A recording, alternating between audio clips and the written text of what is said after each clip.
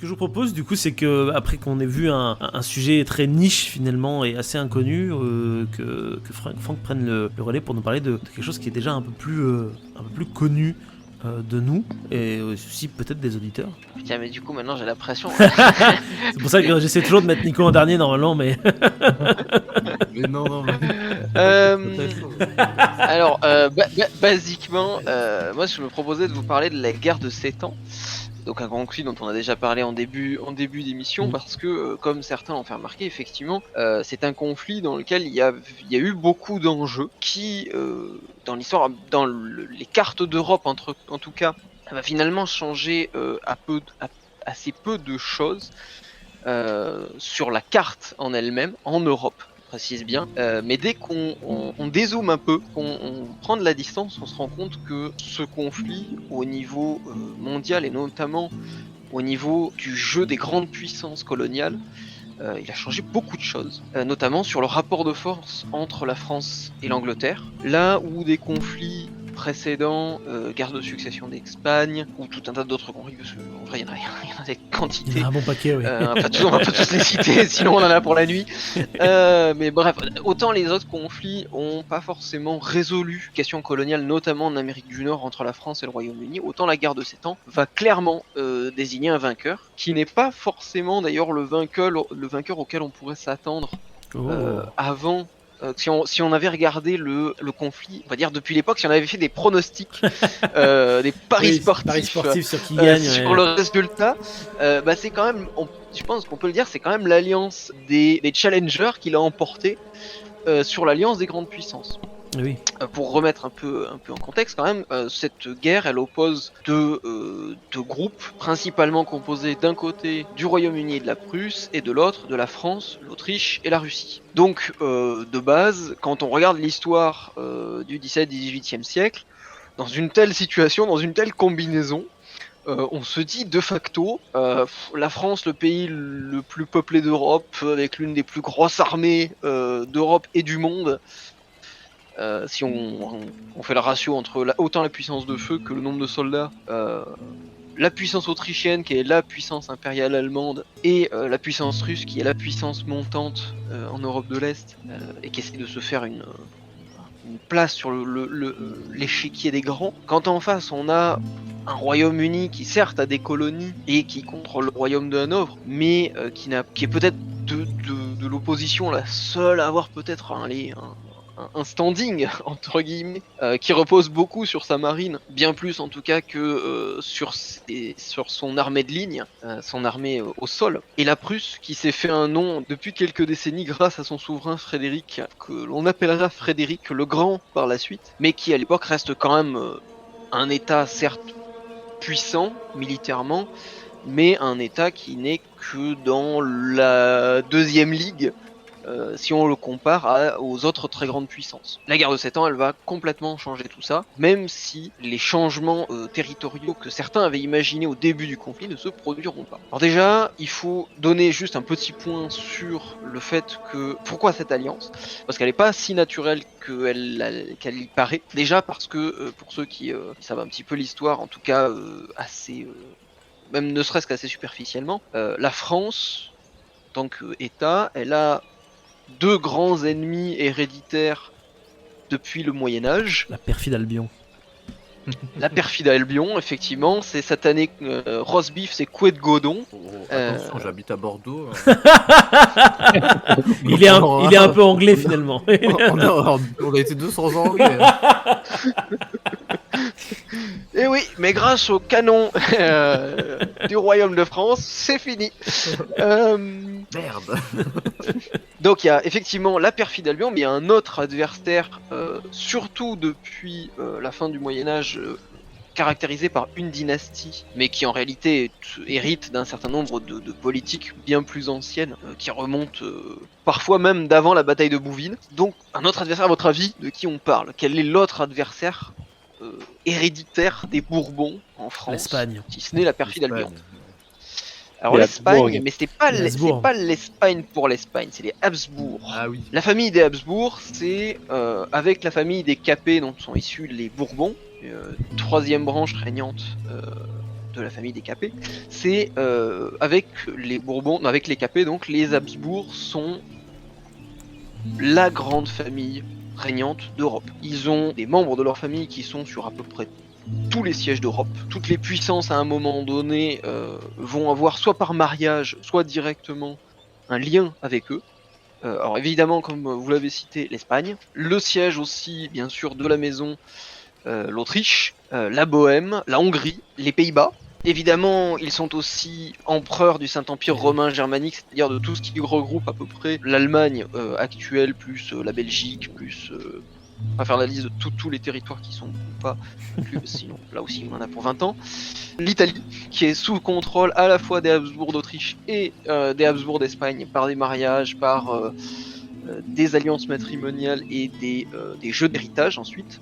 Bref, pendant un long moment, la France est même quasiment encerclée par les Habsbourg. Eh bien, cette guerre de 7 ans, comme on l'a dit quelques instants, elle va pourtant voir se dérouler un conflit dans lequel les Habsbourg et les Bourbons, pourtant les ennemis héréditaires traditionnels, vont s'allier. Et ça, en fait, c'est lié à ce que certains historiens ont appelé la révolution diplomatique, puisque la France, dans ce qui concerne les affaires du Saint-Empire romain germanique, avait plutôt la tradition de soutenir les petits États ou les États moyens face aux Habsbourg pour diminuer la puissance impériale. Et l'un de ces États, dans les conflits précédents notamment, c'était la Prusse. Il s'avère que, alors pour tout un tas de raisons dont on n'a pas trop le temps de revenir ici, surtout qu'on va parler un peu d'autre chose après, la Prusse va renverser l'alliance militaire, va s'allier avec la Grande-Bretagne, ce qui va plus ou moins forcer les Français et les Autrichiens à se dire que bon, finalement on se déteste, mais on déteste peut-être plus les Prussiens du côté autrichien et les Anglais du côté français, que donc, bon voilà, comme dit le proverbe, l'ennemi de mon ennemi est mon ennemi. Ou c'était autre chose, je sais plus.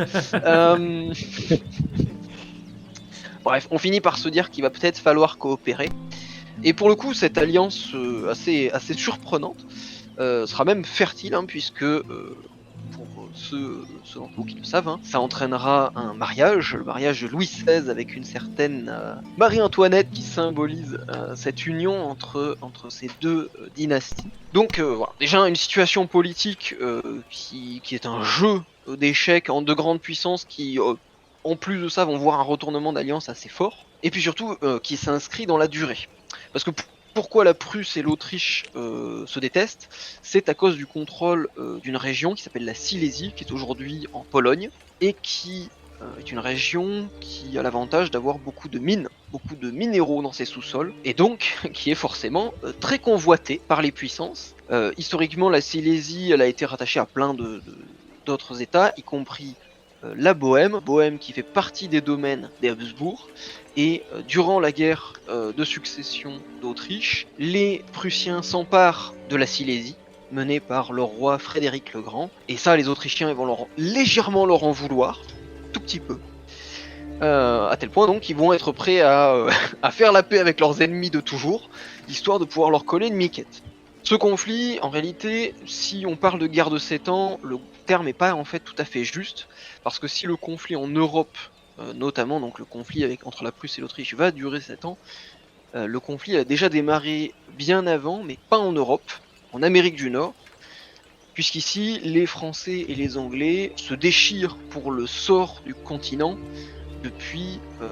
alors ouvertement en conflit depuis plus de 10 ans, et en réalité depuis quasiment l'implantation des premières colonies, que ce soit directement par des affrontements entre colons, ou que ce soit par des affrontements maritimes, ou que ce soit par l'usage d'alliances avec des locaux, des Amérindiens, plus ou moins fructueuses en fonction des périodes et plus ou moins efficaces, et qui font que toutes les zones de frontières des colonies sont assez dangereuses, en tout cas si on a l'intention de vivre vieux. On est donc sur un conflit qui n'est pas seulement en Europe, on est aussi sur un conflit qui est dans les colonies, en Amérique du Nord, on vient le dire, mais aussi ailleurs dans le monde, dans les Caraïbes, dans lesquels les grandes plantations esclavagistes permettent de produire massivement du café, du coton, pas encore, non, que si un peu, si je j'ai un doute sur la production de coton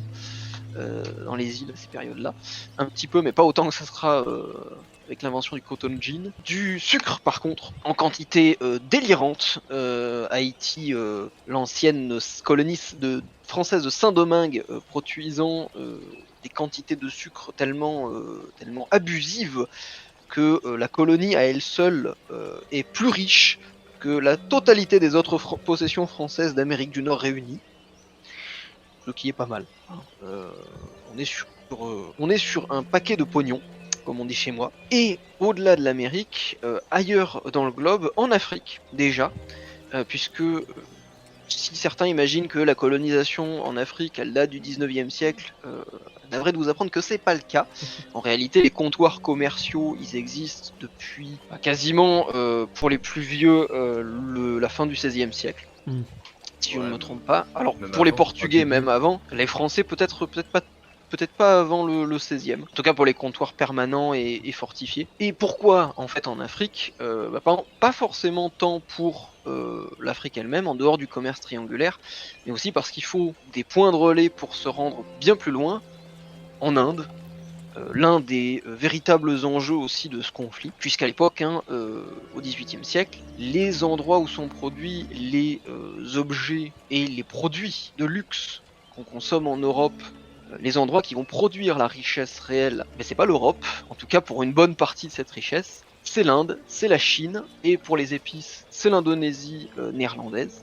Et donc le contrôle via des comptoirs, via des colonies, via des alliances de cet Orient lointain est primordial pour quiconque a l'intention de devenir une puissance planétaire. Or, il s'avère que, bien après que les Espagnols et les Portugais se soient lancés dans l'aventure coloniale à travers les mers, et que les Espagnols se soient englués en Amérique dans une politique monétaire désastreuse qui va les mener tout droit à la ruine, deux autres puissances ont décidé de se tenter.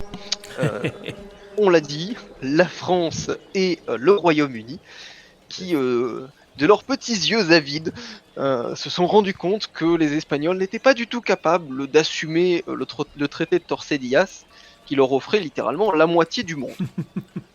Tout ce beau monde est donc prêt à s'étriper pour une part du butin, mais la question c'est pour quelle part ? Parce que si on veut tenter de réfléchir à pourquoi certaines choses se sont déroulées, il faut aussi savoir quels sont les objectifs des différents partis. Pour les Anglais, l'objectif il est simple, c'est dégager une bonne fois pour toutes les Français d'Amérique du Nord. C'est l'objectif principal. Le deuxième objectif, aussi important économiquement, mais qui au début de la guerre de 7 ans paraît encore un peu compliqué, c'est de dégager les Français d'Inde, pour avoir un monopole bien plus important sur les richesses qui y sont produites.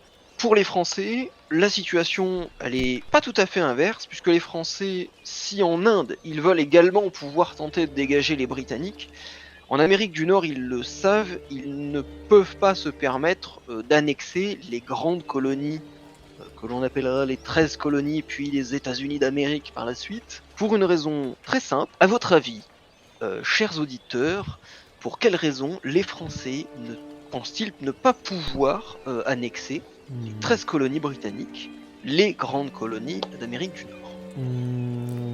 Je trouve ça trop galère. Alors, oui, mais il y a une raison. C'est pas parce que il n'y a pas assez de Français sur place ? Exactement. Le peuple a un désintérêt vis-à-vis de l'Amérique. Le gros problème, c'est la population. Même au-delà du désintérêt qui va résulter en partie de la faible population française vis-à-vis de la population britannique, c'est que l'écart de population entre la Nouvelle-France et colonie anglaise, elle est de 1 pour 10. Ah oui, c'est énorme. On est littéralement entre 100 000 Français, au maximum en comptant très très large, et 1 million de colons américains. Alors tout de suite, on comprend mieux pourquoi l'idée d'annexer les 13 colonies, elle est purement et simplement fantaisiste. Les Français, eux, ce qu'ils espèrent, c'est, en ayant construit tout un tas de fortifications, de lignes de fortification le long de la frontière que eux ils réclament, c'est de pouvoir contenir ces colons américains le temps de développer un petit peu le territoire et de s'installer un peu plus confortablement. L'objectif des Français, donc, c'est le status quo en Amérique du Nord, pas plus. Ensuite, sur le continent européen, les Français ont eu une promesse de l'Autriche qui est fort alléchante et qui les a en partie poussés à s'allier avec la maison des Habsbourg. C'est que comme les Autrichiens ont besoin des Français pour tabasser du Prussien puisqu'ils n'y sont pas arrivés tout seuls à la guerre précédente, ils sont prêts à laisser les Pays-Bas autrichiens, l'équivalent de la Belgique actuelle et du Luxembourg, à la France et à des vassaux français, en échange de la participation française. Alors vous allez me dire, ça paraît quand même un peu con alors acheter des mercenaires, tout le monde le fait, mais acheter des mercenaires avec des bouts de territoire, ça a l'air un peu con quand même sur le long terme. Il faut dire que les Autrichiens savent que les Français sont très intéressés par les Pays-Bas pour une raison assez simple. Outre la richesse du territoire en question, c'est que le port d'Anvers permettrait à la France de disposer d'un grand port assez proche du Royaume-Uni et donc d'être encore plus menaçant envers les Anglais. Ça, c'est toujours bien. Bien sûr, si les Autrichiens sont prêts à larguer les Pays-Bas, c'est parce qu'ils espèrent quand même obtenir autre chose en échange. Notamment la fameuse Silésie que j'évoquais un petit peu plus tôt, et qu'ils ont bien envie de croquer.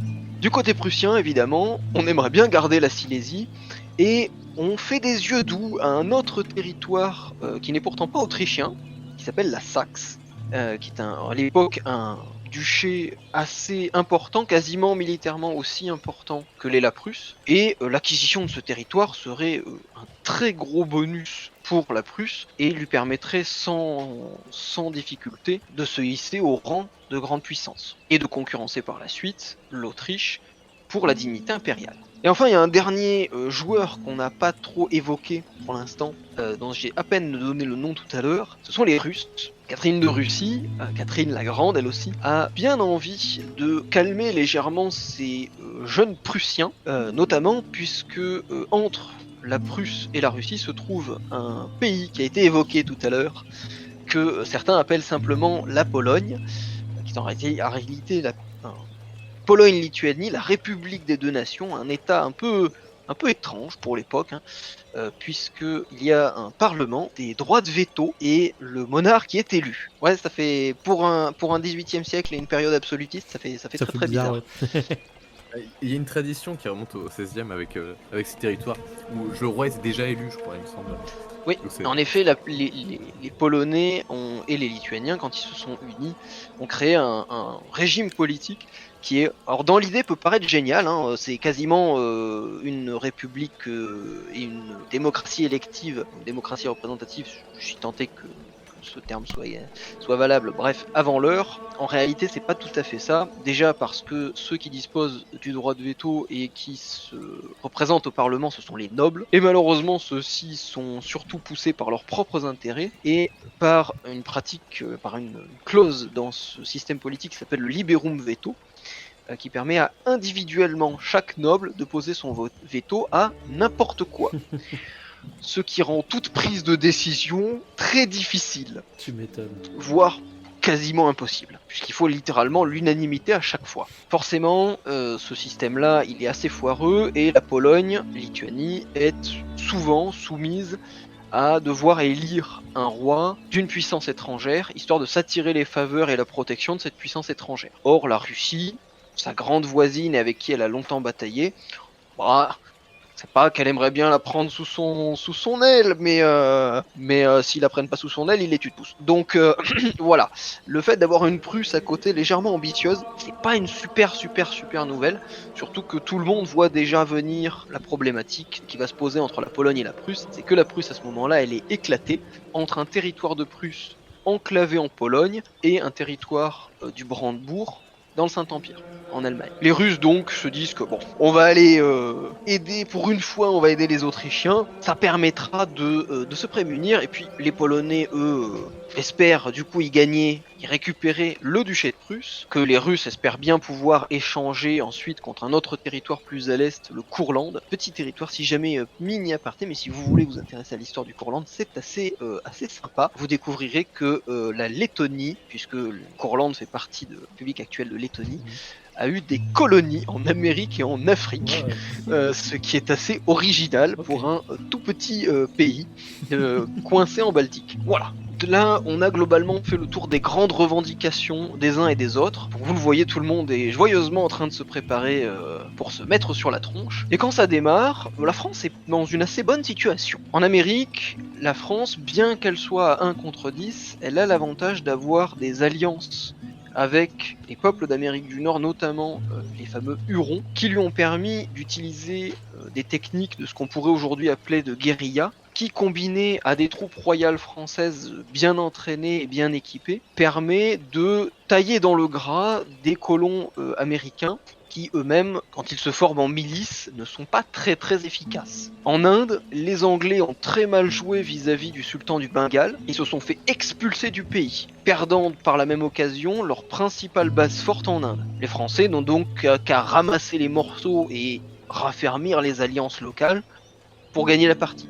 En plus de ça, les troupes françaises rentrent dans le Hanovre, un territoire aujourd'hui en Allemagne à l'époque uni avec l'Angleterre par héritage dynastique, le roi d'Angleterre étant en effet un Allemand originaire de cette région, donc du Hanovre. Et les Français s'emparent du Hanovre assez rapidement, ce qui leur permet d'avoir un très bon outil de négociation par la suite. En revanche, du côté de l'Autriche et de la Prusse, ça se passe pas tout à fait de la même manière. En effet, les Prussiens ont senti qu'ils allaient se faire attaquer, et ils ont décidé de prendre les devants.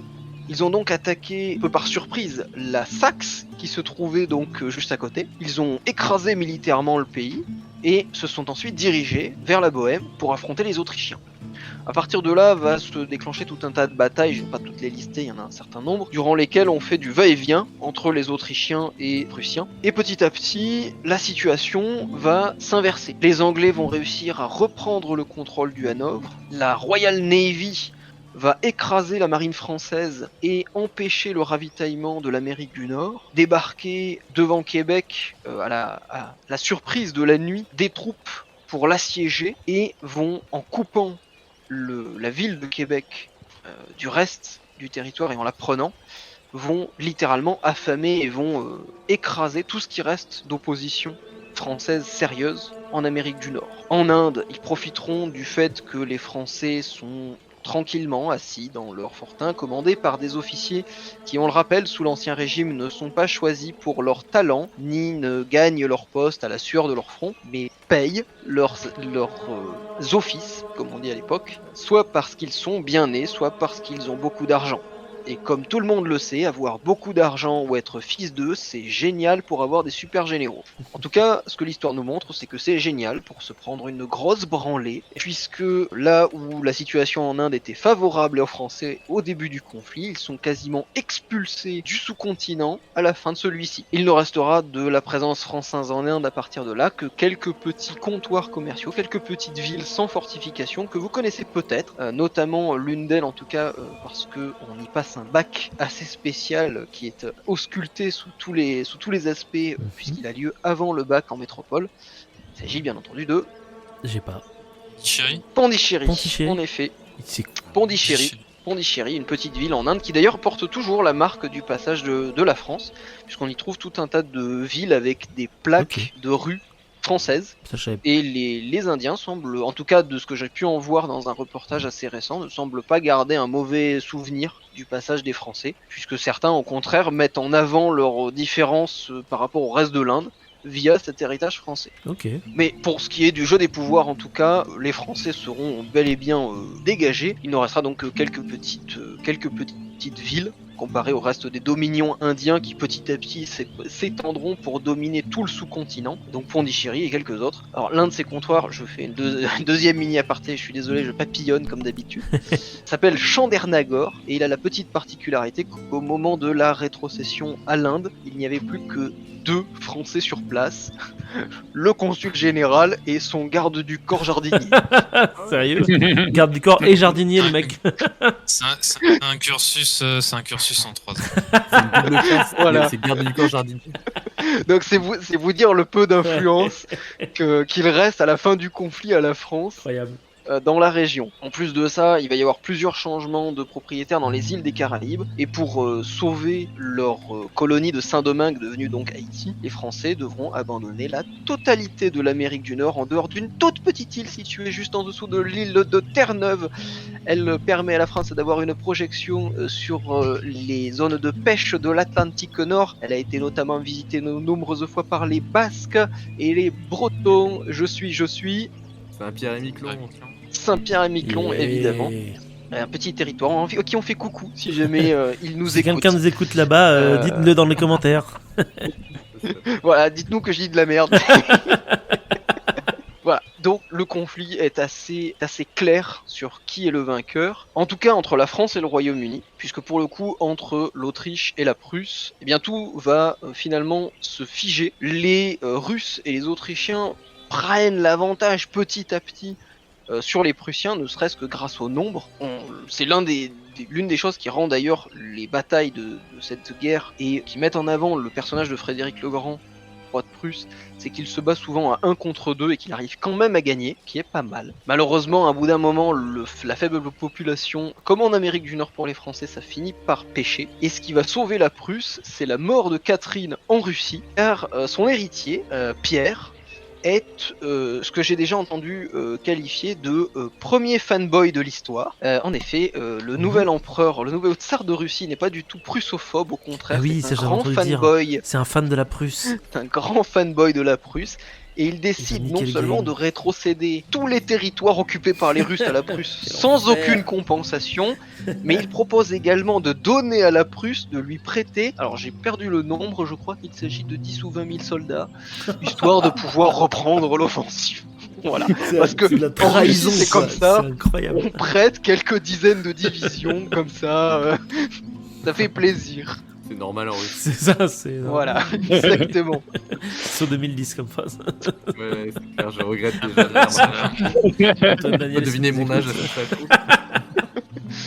Donc évidemment, les Autrichiens, désormais un peu tout seuls, vont être obligés de signer un traité de paix qui garantit que la Silésie reste à la Prusse, bien que celle-ci n'annexe pas de nouveaux territoires, au grand soulagement, on peut s'en douter, de la Saxe. Au sortir du conflit donc, on a une situation politique qui, si les cartes en Europe n'ont pas trop changé, la situation, elle, a complètement changé. La Grande-Bretagne est désormais la grande puissance coloniale, la maîtresse des mers, tout le monde le sait, hein, The British Navy rule the waves. En Europe, la Prusse est devenue une vraie grande puissance. Elle a réussi à littéralement s'opposer et s'imposer face à l'empereur du Saint-Empire romain germanique. Et la France perd la quasi-totalité de son premier empire colonial, dont il ne reste aujourd'hui que des départements et territoires d'outre-mer, la Guadeloupe, la Martinique, Saint-Pierre et Miquelon, et d'autres qui seront perdus par la suite, comme Saint-Domingue, par d'autres souverains un peu plus tard. Pourtant, je vous l'ai dit, ce résultat, cette arrivée finale de la Prusse, cette victoire de longue haleine de la Prusse et du Royaume-Uni, elle n'est pas gagnée au démarrage du conflit. Elle est même plutôt donnée perdante. Et il n'est pas trop difficile d'imaginer, dans un certain nombre de ces scénarios, que les choses se soient passées différemment. C'est là l'intérêt de l'Uchronie, quelque chose donc si pour ceux qui me subissent sur ce serveur régulièrement savent que je parle à chaque fois. L'Uchronie donc est un moyen de s'intéresser justement au et si quelque chose avait changé, est-ce que ça aurait eu des effets ou pas? Parce que certains événements, même s'ils changent, peuvent changer jour le jour. Un bout de frontière, un monarque, sans pour autant renverser les lignes de fond qui parcourent l'histoire. Pour le coup, la guerre de 7 ans, c'est pas le cas. Alors, on pourrait s'intéresser à chaque petite zone du conflit, on va en brosser que quelques-unes quand même, parce qu'on va pas y passer 6 heures. Déjà, on pourrait imaginer la Prusse qui gagne dans tous ses désirs de guerre et qui s'empare de la Saxe. Pour vous donner un ordre d'idée en termes de territoire sur ce que ça représenterait si vous n'avez pas de carte sous les yeux, ça représente plus ou moins l'ancienne Allemagne de l'Est, l'ancienne RDA, plus la moitié occidentale de la Pologne. Ouais. C'est pas mal. C'est un bon petit état quand même. Ça lui aurait donné largement plus, sans doute, d'ambition et de capacité par rapport aux Autrichiens qui se seraient fait bien humilié sévère. Est-ce qu'à partir de là, on pourrait imaginer une Prusse bien plus motivée, voire peut-être des États allemands de plus petite envergure, notamment des États protestants, qui se seraient tournés vers la Prusse pour se rapprocher du vainqueur et peut-être même changer de lignée impériale? C'est assez peu probable. Dans la suite de l'histoire, quand on regarde la réaction des différents États en Allemagne, que ce soit les Bavarois, que ce soit les Hanovriens, sur leur position par rapport à la Prusse et à son ascendance sur les autres États allemands, en règle générale, c'est plutôt la peur qui prime, et ça a tendance plutôt à bénéficier aux Autrichiens, puisque comme les autres États sont trop petits pour se défendre tout seuls, ils ont tendance à se jeter sous le giron autrichien dans le vain espoir que ceux-ci réussissent à inverser la tendance. Mais bien sûr, les conséquences les plus importantes, elles concernent le conflit colonial entre la France et la Grande-Bretagne. Pour un peu que quelques officiers un peu plus compétents et un peu plus motivés aient enfoncé, affermi les alliances en Inde, c'est potentiellement les Anglais qui auraient été éjectés du sous-continent et qui n'auraient peut-être pas pu y revenir avant plusieurs décennies, si ce n'est plus. De là, à partir de cette situation quasi hégémonique dans le sous-continent et de son réseau d'alliances, il est assez facile d'imaginer que la France tente, comme l'a fait le Royaume-Uni dans notre histoire, de s'emparer petit à petit politiquement du sous-continent. On imagine alors toutes les richesses que ça représente pour la France et la terreur que ça représente pour ses adversaires. De la même manière, en Amérique du Nord, un status quo, ne serait-ce qu'un status quo de la France, ça a des conséquences qui sont drastiques. Notamment pour un autre événement majeur. Vous vous en doutez sans doute, chers auditeurs, comment imaginer l'indépendance des États-Unis quand, à peine à quelques kilomètres, on trouve des cohortes de Français et de Hurons légèrement tatillons et prêts à vous botter les fesses, alors que vous n'avez que votre milice coloniale. Il est peut-être bon de se dire que finalement, la Royal Navy, boire du thé, c'est pas si mal. Alors j'en rigole, mais c'est vrai que l'impact de l'absence d'une opposition en Amérique du Nord est pas à soustraire de l'équation quand on s'intéresse à l'indépendance des États-Unis. Il y a bien sûr bien d'autres facteurs, les taxes, qui celles-ci existent toujours, d'autant plus si le Royaume-Uni perd la guerre et doit payer des réparations. On peut imaginer que le roi George III, étant toujours aussi compétent, décide quand même d'imposer des taxes aux Américains sans aucune contrepartie et que ceci les énerve suffisamment pour qu'ils se rebellent. Mais le fait d'avoir une autre puissance étrangère prête à s'impliquer pour ses gains personnels dans le conflit aurait pu potentiellement mettre un certain nombre de Nord-Américains britanniques mal à l'aise. Accessoirement, on peut s'imaginer qu'un certain nombre de territoires qui aujourd'hui appartiennent au Canada, qui à l'époque s'appelait le territoire de Rupert, de la compagnie de la baie d'Hudson, donc dans le nord du pays, mais aussi l'île de Terre-Neuve, longtemps partagée entre Français et Anglais, ou la presqu'île de la Nouvelle-Écosse, puisse aiguiser les appétits de la France, notamment pour ce qui est de la baie d'Hudson, pour le contrôle du commerce des fourrures, qui à l'époque est une véritable industrie extrêmement lucrative, et qui va leur rester pendant presque un siècle, à la fin du conflit. Pour vous donner une idée, c'est à tel point que les tribus amérindiennes avec qui les Français commercent vont aller jusqu'à décimer et à faire quasiment disparaître certaines populations de castors, de ce qui est aujourd'hui le Canada, car les Européens, Français en tête, en sont extrêmement friands, notamment dans la noblesse, pour des questions de mode. Comme quoi la mode, ça a toujours été de la merde.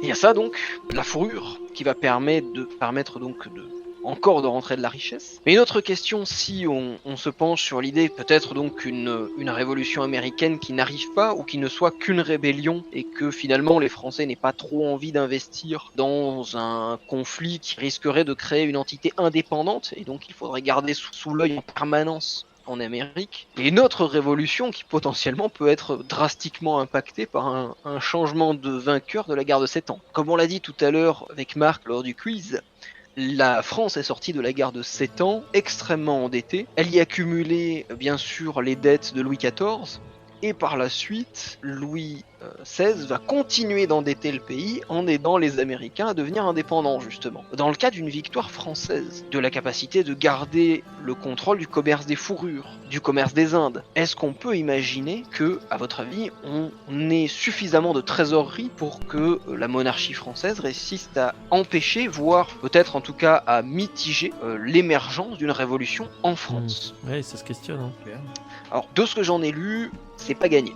Pour la France, en tout cas. Contrairement aux Américains qui ont, on va dire, qui auront la sensation d'avoir un Québécois gigantesque accompagné d'un Amérindien et d'un ours qui les surveille dans le dos, prêt à les dévorer tout cru, les problématiques qui ont mené à la Révolution française, elles sont pas simplement d'avoir un voisin, de ne plus avoir de voisins dangereux et trop de taxes. Les problématiques, elles vont bien au-delà. Problématique de la société féodale qui, de plus en plus, s'encroute et est incapable de réforme. Tu l'as évoqué, hein, Marc, tout à l'heure, avec le Parlement de Paris. Oui. Sous l'héritier de Louis XV, donc Louis XVI, le Parlement de Paris va bloquer la totalité des tentatives de réforme, même les plus timides et les plus modérées, des ministres des Finances de Louis XVI. C'est en partie ça qui va conduire à la Révolution. De plus, on peut s'imaginer que pour que la France réussisse à gagner la guerre de 7 ans, il lui faudra bâtir un nombre de navires de guerre bien plus important, il lui faudra envoyer encore plus de gens en Amérique, des gens qui, là encore, comme on l'a dit tout à l'heure, sont assez récalcitrants à y aller, ce pour une raison assez simple, hein. Je vous laisse imaginer vous-même, vous prenez, très chers auditeurs, et vous vous dites que vous habitez en Angleterre. Et maintenant, on vous dit, il y a un grand pays gigantesque qui n'attend que toi, où on peut gagner du terrain gratos, avec de beaux arbres et du soleil. Bizarrement, ils ont trouvé beaucoup de candidats. À l'inverse, je vous laisse vous imaginer, vous, chers auditeurs, petit vigneron gascon dans votre petit mas au soleil de midi, lorsqu'un officier français, avec les grillons, avec les cigales,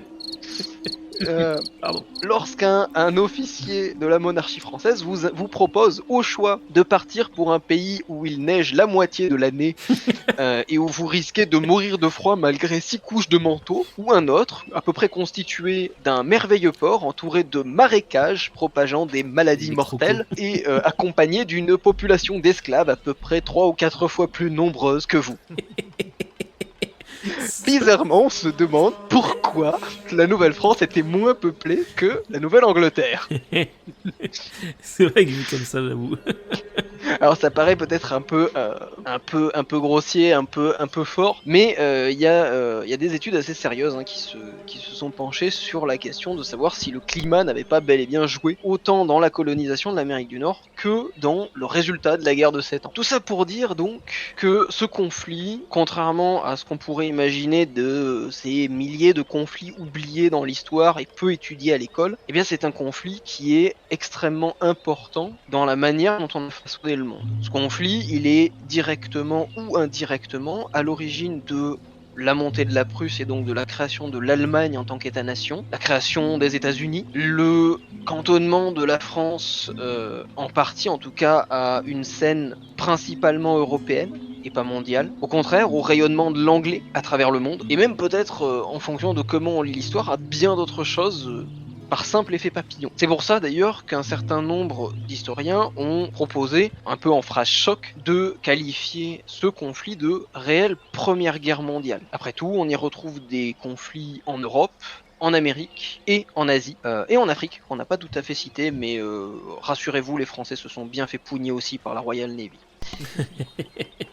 Le seul continent qui ne permet pas tout à fait d'avoir ce conflit mondial, bien sûr, c'est l'Océanie, qui à ce moment-là est encore assez peu connu, exploré et peuplé. Mais je rejoins l'idée, en tout cas, derrière cette phrase choc de vraie Première Guerre mondiale, qui est de dire qu'on a un premier conflit où les enjeux ne sont pas simplement des enjeux purement européens, mais bien des enjeux mondiaux dans le contrôle des grandes routes de commerce, des grandes zones d'exploitation coloniale, et donc, par la suite, de son déploiement des grandes puissances à l'étranger. Voilà, c'était un petit aperçu, un bref, de ce conflit et des potentiels d'éventuels changements qu'il aurait pu apporter si, ne serait-ce que de toutes petites choses, s'était passé différemment dans certains cas. Encore une fois, pour l'Amérique du Nord, c'était un peu plié d'avance. Pour le coup, la Prusse aurait très bien pu finir découpée en morceaux par l'Autriche, la Russie et la Pologne. Et un monde sans Prusse et donc sans Allemagne, ça change beaucoup de choses pour la suite. Ouais, j'avoue. Ouais. Voilà, une petite chose, si on peut appeler ça comme ça. Ouais, franchement, ouais, plein de. T'as un beau résumé de une situation qui est pas facile à résumer. Ouais. Franchement, bravo. On est survolé à peu près tout parce qu'il y a, bien sûr, il faut prendre en compte tous les choix de chaque individu parce qu'en plus. Sur ces périodes historiques aussi, ce qu'on voit peut-être moins par rapport à nous, c'est que beaucoup de choix politiques, beaucoup de choix militaires sont le fait d'une seule personne parfois ou d'un tout petit nombre de personnes. Oui. Là où, un peu plus récemment dans notre histoire, il y a des administrations entières, il y a des groupes d'intérêt, il y a des lames de fond qui sont peut-être plus visibles, autant sur ces périodes-là, la décision d'un tel ou d'un tel, ne serait-ce que de se marier avec telle ou telle personne, comme tu l'as évoqué encore une fois Marc, avec le mariage polonais, ça change un paquet de choses. C'est ça, ouais. C'est des trucs perso qui changent des données pour des tas de personnes humaines, quoi, derrière, c'est ça qui est impressionnant. Sachez d'ailleurs, très chers auditeurs lorrains, que si vous êtes français, c'est un peu en partie cause de ce mariage. Ok. J'adore les régions régulièrement dans ce Oui, c'est clair, c'est vraiment. C'est très régional en fait. Et puis à chaque fois, il y a l'accent qui va avec, tu sais. Le vigneron de Dordogne là qui. Ouais, on est vachement dedans pour les régions. Oui, bah oui. Mais faut représenter. Dites si vous êtes lorrain dans les commentaires ou que vous êtes gascon. Voilà, ou vous êtes fâché que j'ai oublié que ce soit Louis XV qui a annexé la Corse. Voilà, faites pas sauter ma maison s'il vous plaît. On n'y est pour rien. C'est pas de notre faute, d'accord. On n'y était pas. Non, franchement, voilà. bravo. Il y a plein de. Voilà. D'ailleurs, ça c'est un dernière aparté, après promis, j'arrête. Sur le fait que la Corse, qu'on a évoqué tout à l'heure, Napoléon est né juste quelques temps après l'annexion de la Corse par la France. Potentiellement, Napoléon aurait pu être génois et n'avoir du coup aucune réelle carrière militaire et être un pêcheur. Petit noble. Non, pêcheur. Il aurait envahi le monde pour le compte de Gênes. Je connais même pas sa classe sociale. Ah oui, pour ceux qui ne le savent pas, dans un JDR. C'est un petit noble quand même. J'ai pas vu le film.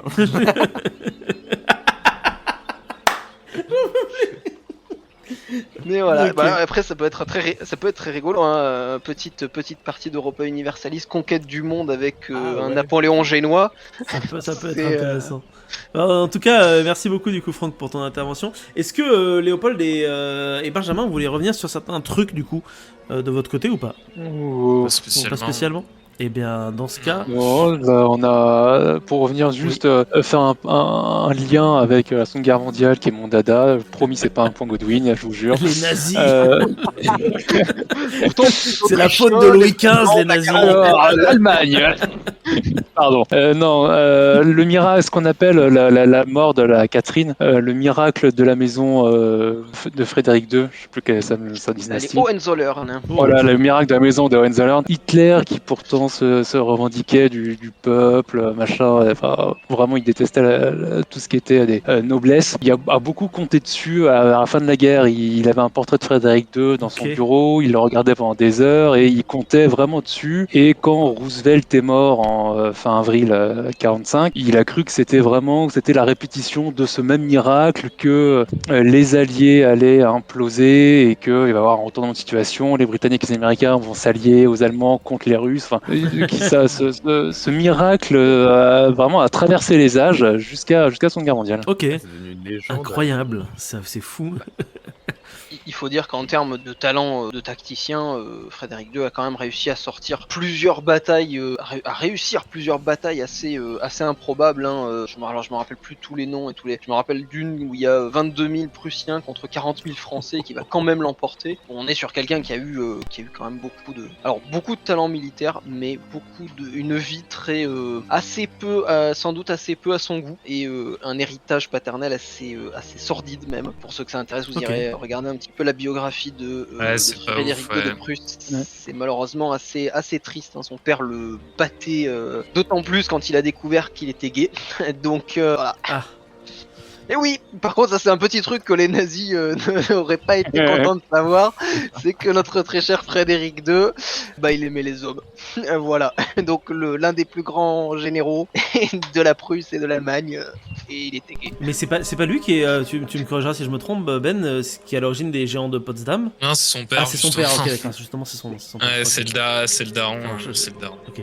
Avec les mecs choisis pour leur taille et leur Ouais. carrure. Je vous envoie la chronique de Ouais, Ben il qui prenait des mecs, qui était formidable d'ailleurs sur ce sujet-là. Frédéric II hérite d'un bel outil militaire. C'est pas lui qui l'a forgé, c'est son père. Et sans enlever le talent tacticien de Frédéric II, hein. Même si ces batailles il a réussi à gagner, il a fait de très jolies batailles, hein. Mais avec de fortes pertes, hein, comme tu l'as dit, Franck. Ces pertes étaient quand même assez énormes. À chaque bataille, c'était au moins 30% de pertes. Donc au bout d'un moment, c'était Après, la on petite peut pas- Prusse. C'est pas vivre à crédit indéfiniment. Oui, c'est ça. Ouais, voilà, Sur le long donc, terme, ça le fait pas quoi. Et parce qu'on le rappelle, Ouais, bah, c'est quand même comme, 1 300 000 personnes qui ont décédé pendant la guerre de 7 ans, hein, du coup. C'est vrai que ça, je pense, on a assez peu d'idées sur le. En fait, je pense, on est tellement dans des sociétés qui sont pacifiées aujourd'hui que l'idée d'avoir de tels conflits étalés sur autant de temps avec autant de morts, que ce soit d'ailleurs la guerre de 7 ans ou d'autres conflits avant, la guerre de 30 ans, on a des pertes qui sont absolument délirantes. Hein. La guerre de 30 ans, il y a des régions, la Saxe, c'est 40% de la population qui, hop là, c'est délirant quoi. D'un point de vue moderne, ça paraît complètement absurde en termes de pertes. Après, il faut aussi dire qu'il y a des pertes sur le champ de bataille, mais en réalité, c'est pas forcément ça qui est le plus marquant dans les décès. C'est bien sûr les épidémies qui se propagent avec les armées, les pillages et les massacres qui suivent aussi, surtout les armées quand elles n'ont plus de soldes. Oui, il faut bien payer son soldat avec quelque chose, hein. Et après tout un tas d'autres facteurs. Mais c'est vrai que, je sais pas comment vous le voyez, mais il y a La guerre est on a absurde. on a des pertes qui sont des fois. Catastrophique. Après, on le voit pas sur un aussi long terme parce qu'à l'époque moderne, on a aussi l'augmentation de la létalité des armes à feu. C'est-à-dire aujourd'hui, ou même juste au XXe siècle, avec les mitrailleuses, le tir rapide, l'artillerie, on fait une guerre de 30 ans, il n'y a plus personne en Europe. Donc c'est sûr qu'aujourd'hui, Oui, c'est pas on faux. n'arrive pas. Voilà, il y a encore au côté, oui, on connaît plus la guerre, mais il y a aussi, voilà, dès la fin du 19e, même la létalité du feu, elle explose. Donc une guerre longue, ça signifie l'anéantissement pour tout le monde, hein. Mais Et le on taux l'a de bien vu, perte d'ailleurs. diminue. J'étais tombé sur une étude comme ça en fait, c'était juste pour voir le taux de perte pendant les batailles au Moyen-Âge, l'époque moderne, tout ça. Et c'est vrai que le taux de perte au niveau des forces engagées a tendance à énormément diminuer avec l'apparition de la médecine moderne, en fait, et avec le 20e siècle. C'est assez logique, mais on est en train de s'égarer, messieurs. Oui. Donc je me dois de vous rattraper parce que si on commence à parler médecine moderne et guerre moderne, on entre dans un tout autre sujet. Et Le Moyen Âge. Aïe. la chute est mortelle, comme finalement ce qui est arrivé à ce pauvre Louis XV qui est décédé à un moment donné, qui a laissé derrière lui banqueroute, ses guerres et au final. Et du coup, il est mort de quoi? Je sais pas si on l'a Je évoqué. sais même plus si on l'a évoqué. Attends, le mec il a oublié tout de quoi il est mort. Attends. On l'a évoqué, mais seulement en termes techniques. Seulement. Attends. Il est mort de. Il était spécialement vieux ou pas trop? Oui. Enfin, Bah, il est né en 1710. Il est mort à Et 58 ans. il est mort à 58 ans. Ouais, c'est Ouais, ça va. La variole. voilà, c'est ça, c'est variole, exactement. Merci, vous avez Variole. été plus rapide que moi. Si cette chronique vous a plu, n'hésitez pas à aller écouter l'épisode dans son entièreté sur toutes les plateformes de podcast existantes. Le lien est dans la description. N'hésitez pas aussi à mettre un petit pouce bleu et à vous abonner à la chaîne pour ne rien louper. Vous pouvez aussi vous abonner sur notre petit Facebook pour pouvoir nous suivre. Puis si le cœur vous en dit, n'hésitez pas à vous balader un petit peu partout sur la chaîne parce que figurez-vous que vous y trouverez des tas de choses diverses et variées. Puisque vous l'avez compris, ici en fait, on parle de tout, mais on parle surtout de rien.